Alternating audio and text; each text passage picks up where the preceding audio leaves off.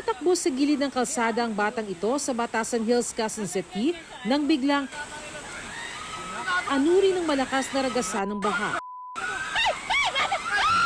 Mabilis siyang lumusot sa malaking butas ng ginagawang kalsada at agad namang sinundan ng ama.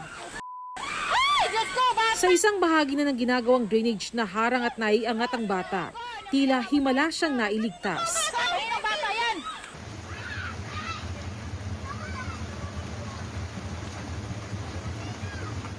Abot bewang na baha naman ang nilusong ng mga estudyante sa bahagi ng General Luis Novaliches sa kuhang ito ni Yus Cooper Gracel Borromeo Ginto.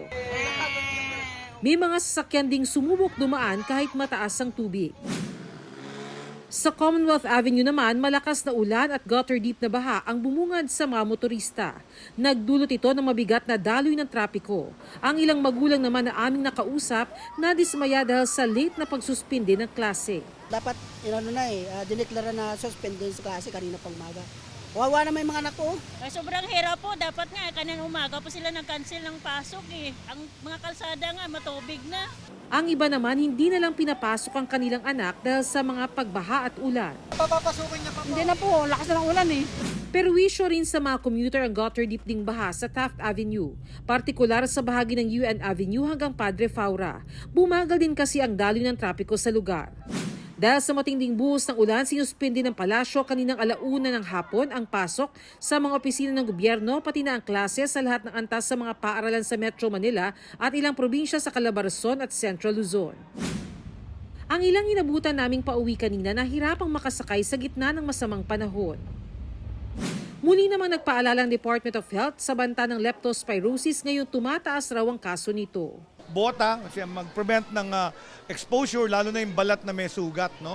Kasi yun doon pumapasok yung microbium leptospira. Number 2, kung maiiwasan talaga, kung hindi maiwasan, soap and water talaga. Immediately, pagkatapos mong ma-expose sa baha, magsabon at tubig.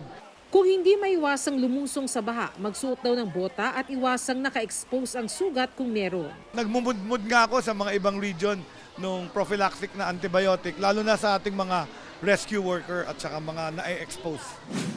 Sa mga pauwi pa lang, libre ang sakay sa LRT1, LRT2 at MRT3 mula pa kaninang tanghali.